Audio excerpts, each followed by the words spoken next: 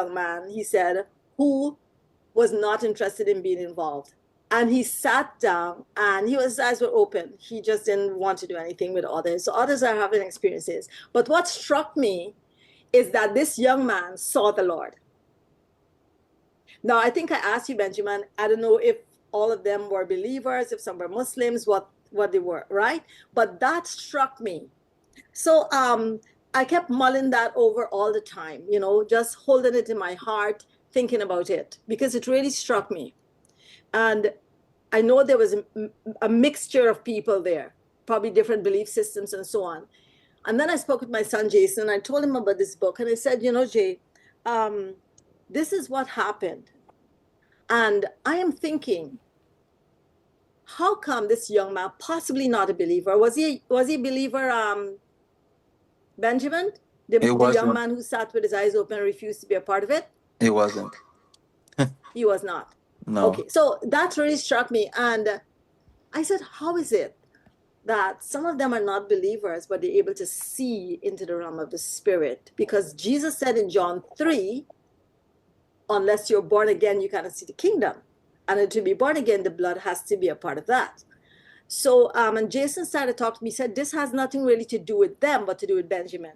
I didn't tell you this, Benjamin. I said, what you mean?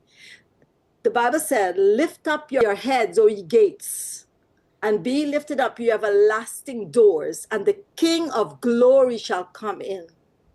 Who is this King of glory?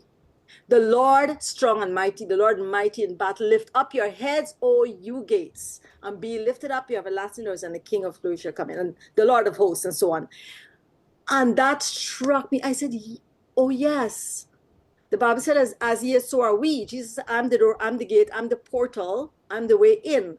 And if we are as he is, so on this earth, or this world, we are also gates and doors.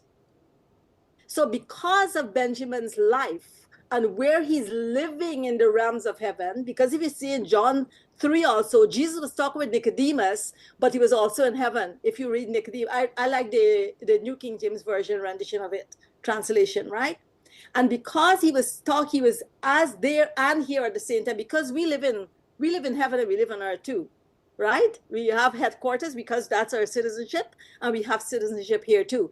So Benjamin actually was the gate to bring the realm of heaven into that room. Hence, they were able to access that.